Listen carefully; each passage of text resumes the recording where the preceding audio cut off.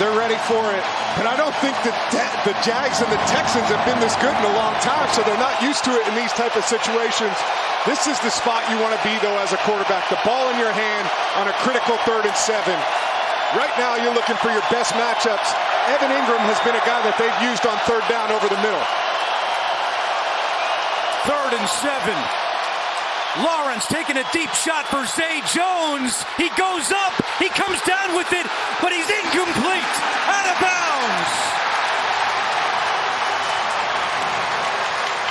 He went up and over Derek Stingley, but could not get the feet in, and it's 4th down. Zay Jones, a heck of an effort to get up and over and pull this ball into his arms, but just quick, get that that left foot.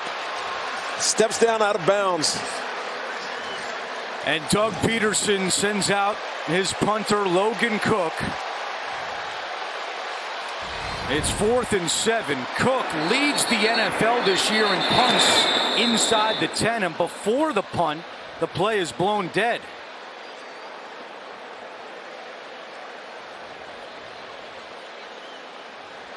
Before the snap, timeout. Houston, wow. They're second. This is a 30-second timeout. That is a big timeout because now Houston only has 1 remaining. We'll take one more look, and this is a good job by Stingley Jr. of forcing Zay Jones to the sideline, not saving any space for him to come down with the catch. But that's a critical timeout, and just looking at it, I'm not sure if the Texans felt like there was too many guys on the field. We're doing the quick count right here. 10, 11, and the punt returner. They had 12 men on the field in that situation. And a wise timeout. Otherwise, it puts Jacksonville in a 4th and 2 situation where you might go for it. I know you don't want to burn your timeout in that situation. You'd love to have 2, but they had to do it. You know, you cannot be in that situation. And really, just poor execution from the Houston special teams. Yeah, that's on the punt returner. I've said this many times in our broadcast, Matt. The punt returner's got to count.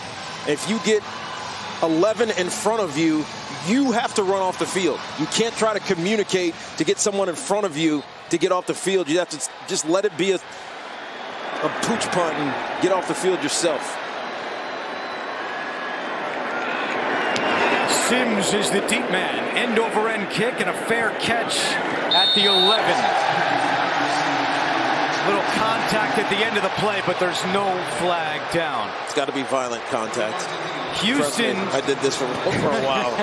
You asked me what my only fine in my career was. It was because someone hit me violently, and I kind of retaliated. Houston had to use a timeout early in the 3rd quarter because the play clock was winding down, and then they called the one because of 12 on the field, so only 1 timeout for C.J. Stroud to work with. But Matt, this is a position that Stroud has been in a lot of games this year. 100%. 2 game-winning drives for C.J. Stroud on the year, a spot he's comfortable being in. But you'd love as a quarterback to have 2 timeouts in this, or all 3 timeouts in this situation. Stroud's going to run it, and he's got room with a flag down across the 25. Let's see if this play stands. A 17-yard gain if it does. And it sounds like it's coming back based on the boos we're hearing.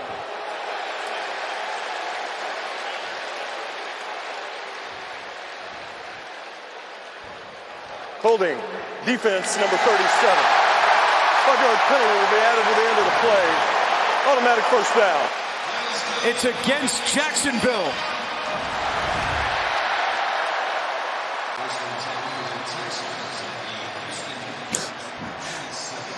I don't know where it is from that view. I guess this is the hold right in here as he's going through his route that they call early on. Yeah, that's holding. Penalties have been a big storyline in this game. They've combined now for 13. They've come at critical times on both sides. Stroud pass deflected and incomplete. Ledbetter got a hand on it at the line of scrimmage. Those are the ones that scare you as a quarterback. When that ball gets tipped early and it's going over the middle to your running back, it just hangs in the air a little bit too long.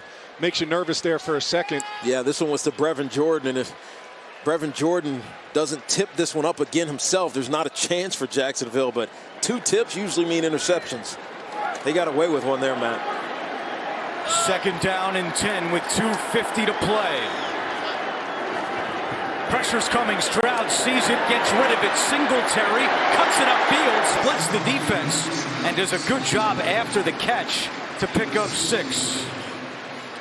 4 down territory here for the Texans. Let's see how they call it on 3rd and 4.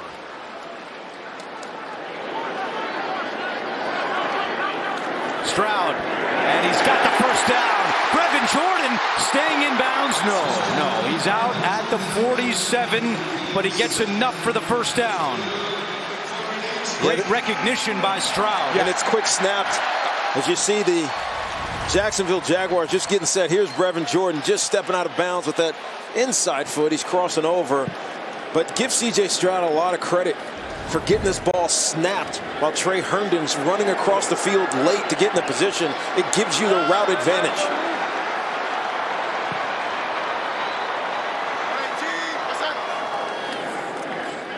Stroud looking for the screen. It's not there. And there's the sack. 2nd of the day for Josh Allen.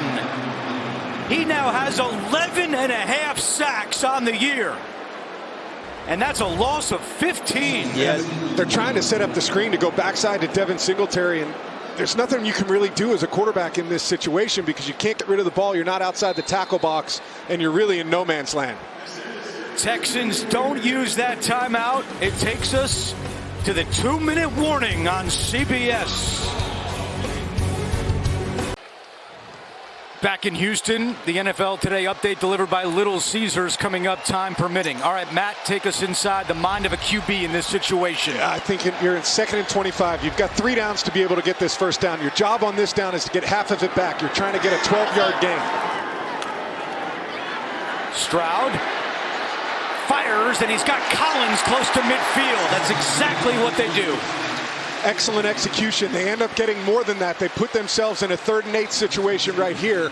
Really good execution from the Texans offense. You've got 2 downs now to be able to get this first down. A 17-yard gain. Stroud throws. He's got a man. That's Woods. And a first down. Herndon on the tackle.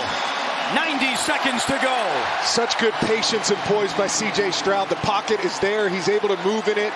Gives his guys times. Robert Wood comes up with a big first down conversion. Stroud, pocket collapsing, and down he goes. Sacked again. Josh Allen and Trayvon Walker.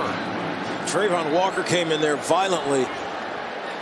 And D'Amico Ryans calls his final timeout. And this is a good timeout by D'Amico Ryans. Anytime your quarterback gets hit this hard in a 2-minute situation, you kind of want to just check him out. Josh Allen bowling through, but here comes Trayvon Walker finishing him off and pulling him down. Slow-mo, it looks tame, but that was not a tame sack. And it's tough when you're a quarterback, when the pocket collapses on you. There's no escape lanes. There's nowhere to be able to get rid of the football. A good job of just protecting it. And now it puts them back in that same situation where you're in 2nd and 19. You're trying to get back into a situation where you can put yourself in field goal range now.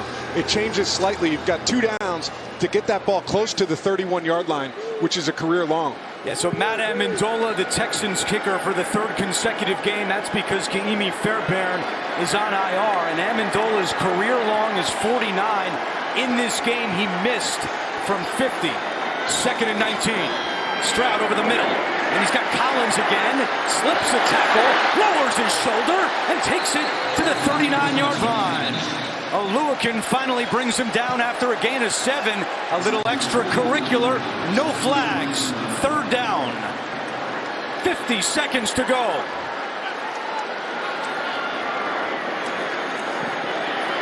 Stroud escapes the pocket. Comes back to the left, buying time. Where's he going to go? In trouble, throws. Incomplete.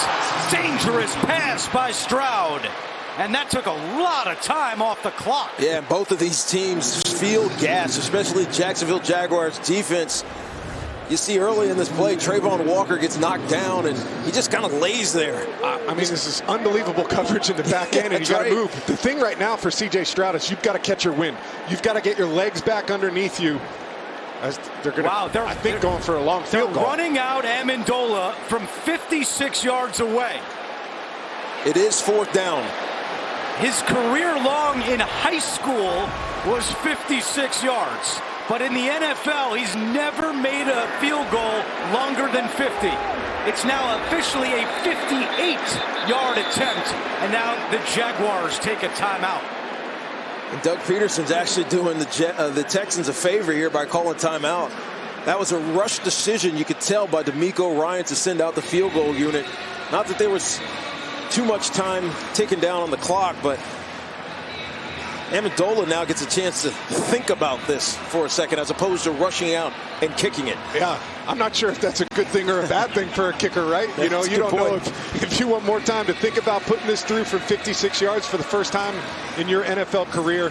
But regardless, it allows them to set things up, to be able to get set up front, make sure everybody's kind of on the same page, making sure that the snap count is what it's supposed to be. They get the ball to the correct hash. It's now on the left hash. It was on the right hash.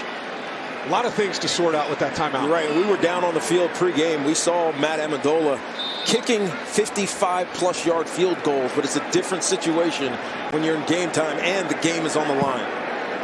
He was sitting on his couch in Philadelphia a few weeks ago. Fairbairn got hurt, and he got a phone call. Come to Houston.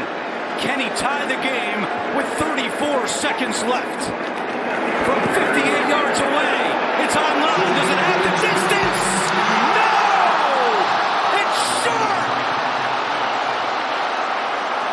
Jaguars will win it.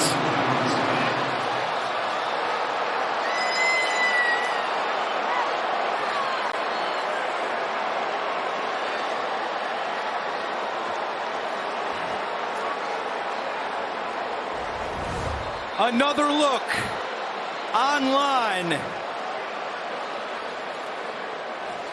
And that close. I mean, you talk about a game of inches. Yard and a half. That we thing's talk over. about inches throughout the entire game.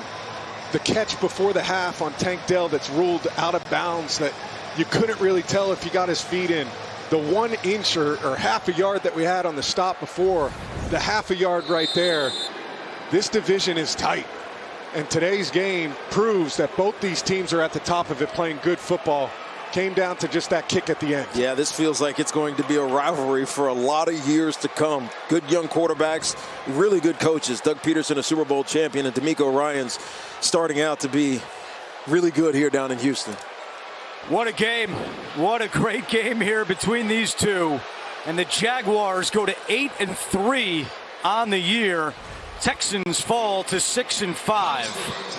It's the 7th straight one-score game for Houston. And they're now 4-3 in those games because Amendola is just short. The reaction of C.J. Stroud. And the Jaguars celebrate. Trevor Lawrence had been just 1-4 in his career against the Texans. But he gets his second win as Amendola almost tied it at 24.